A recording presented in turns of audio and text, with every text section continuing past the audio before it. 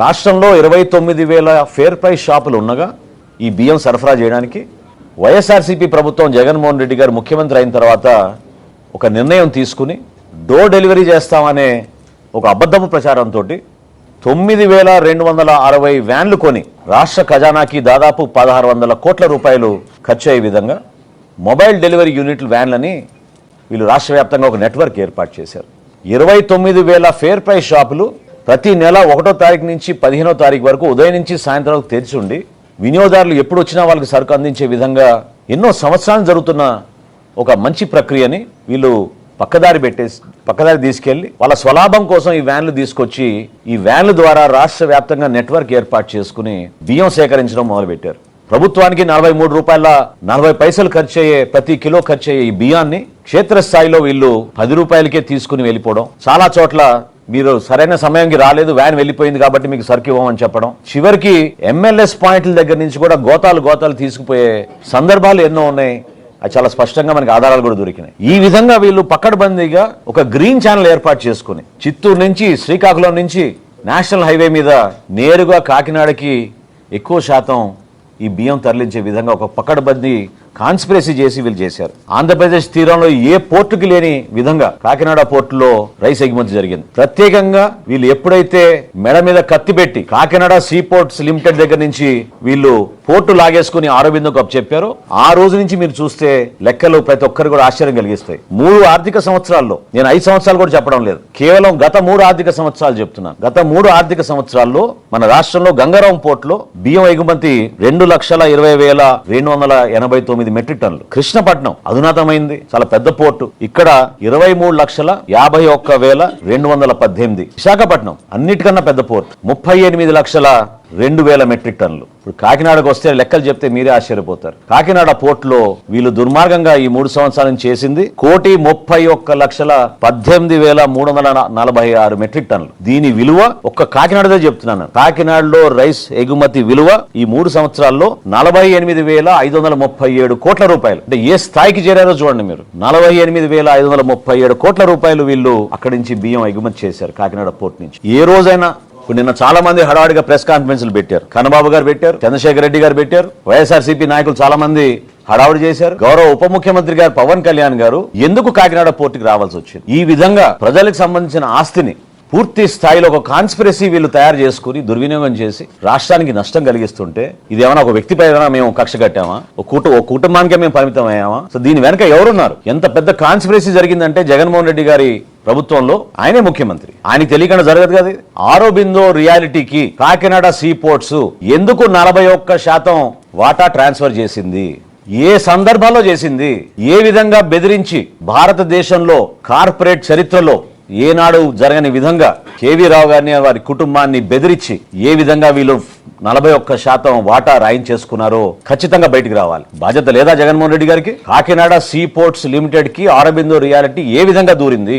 ఎందుకు మీరు జిఎంఆర్ దగ్గర నుంచి ఎస్సీజెడ్ లాగేసుకున్నారు? దీనికోసమే మీరు ఆ పోర్టుని పూర్తిగా మీ చేతుల్లోకి లాక్కోవడానికి, ఈ విధంగా దందా చేయడానికి, అంతిమంగా రాష్ట్ర ప్రజలకి నష్టం జరిగే విధంగా కేవలం మీరు మీ కుటుంబ సభ్యులే ఇందులో బాగుపడే విధంగా ఒక ప్రణాళిక సిద్ధం చేసుకుని చివరికి దేశ భద్రతను కూడా మీరు పక్కన పెట్టారు. పవన్ కళ్యాణ్ గారు అన్న మాటల్లో ఏం తప్పు ఉంది చెప్పండి? గంజాయి స్మగ్లింగ్ అక్కడి నుంచి జరగదని రూల్ ఏమైనా ఉందా?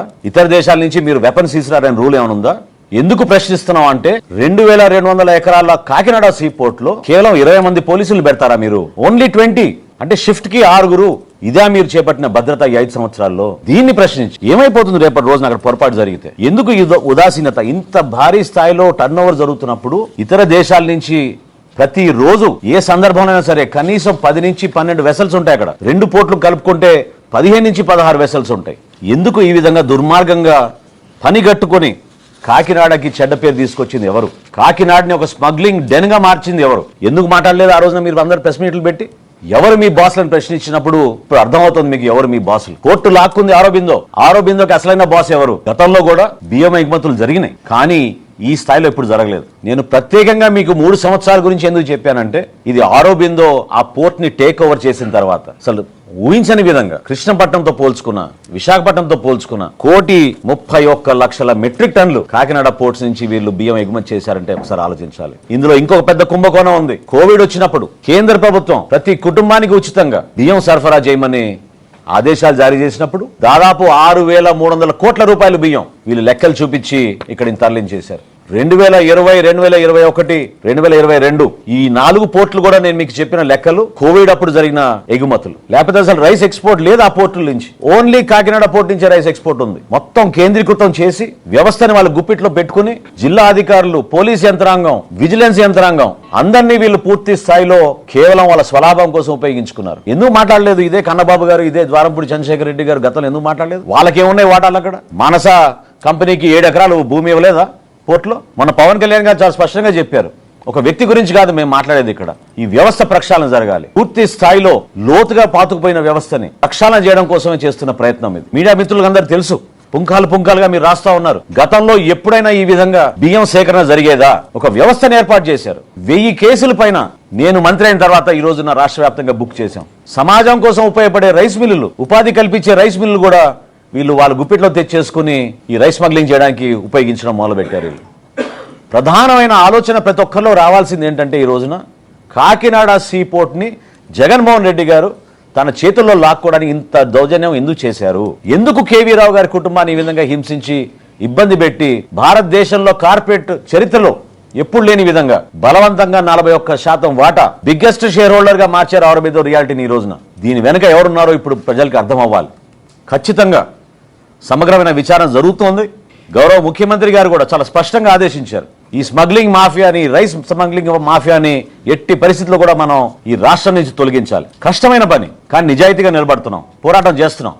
ఒక ఉప ముఖ్యమంత్రిగా అంత దూరం ప్రయాణం చేసి వాస్తవాలు తెలుసుకోవడానికి ఆయన చేసిన ప్రయత్నాన్ని మనస్ఫూర్తిగా నేను అభినందిస్తున్నాను. ప్రజలు కూడా అర్థం చేసుకోవాలి, రిస్క్ తో కూడిన అంశం. ఒక బోట్ ఎక్కి ఏదైతే వెసల్ మొన్న సీజ్ చేశారో అక్కడ 640 మెట్రిక్ టన్నుల పీడిఎస్ రైస్ గా నిర్ధారించామని చెప్పి కలెక్టర్ గారు చెప్పారు. పర్సనల్ గా వెళ్లి చెక్ చేద్దామని చెప్పి మేము చేసిన ప్రయత్నం ఆ రోజు కుదరలేదు. ఒక చిన్న బోట్ ఎక్కి సముద్రంలోకి వెళ్లాల్సిన అవసరం ఏమొచ్చిందని నేను అడుగుతున్నాను. ప్రజల కోసం, సమాజానికి మేమిచ్చిన ఒక నమ్మకం, ఒక పార్టీ అధ్యక్షుడిగా, రాష్ట్రానికి ఉప ముఖ్యమంత్రిగా పవన్ కళ్యాణ్ గారు తీసుకున్న నిర్ణయం అంతిమంగా ఏదైతే గతంలో మేము ప్రతిపక్షంలో ఉన్నప్పుడు మాట్లాడి ప్రజలకి మేలు చేస్తామని చెప్పామో ఆ అంశాలపైన పోరాటం కోసం ఎప్పుడు ఈ విధంగా నిలబడతాం. ఇందులో ఎవరికి ఎటువంటి అనుమానాలు రావసరం లేదు. ప్రభుత్వంలో ఖచ్చితంగా అక్కడ ఉన్న వ్యవస్థని మార్చడానికి కోసం కొన్ని నిర్ణయాలు తీసుకుంటాం. ప్రక్షాళన జరగాలి, జరుగుతుంది కూడా. అదేవిధంగా అంతిమంగా ఇంత అద్భుతమైన పథకం సామాన్యులకి, ప్రజలకి అందించాల్సిన ఈ బియ్యం ఈ విధంగా దళారుల చేతిలోకి వెళ్ళిపోయి ఇంత నష్టం కలిగించినప్పుడు అరికట్టాల్సిన బాధ్యత కూడా మా పైన ఉంటుంది. గౌరవ ముఖ్యమంత్రి గారు చంద్రబాబు నాయుడు గారు, అదేవిధంగా మన ఉప ముఖ్యమంత్రి గారు పవన్ కళ్యాణ్ గారు ఇద్దరు కూడా ఈ ప్రక్షాళనలో ఎట్టి పరిస్థితుల్లో కూడా మార్పు చూపించాలి. అంతిమంగా ఎవరైతే దీని వెనక ఉన్నారో, ప్రత్యేకంగా ఈ కాకినాడ పోర్టుని వాళ్ళ కబంధ హస్తాల్లోకి లాక్కోవడానికి చేసిన ప్రయత్నం జగన్మోహన్ రెడ్డి గారు సమాధానం చెప్పాలి.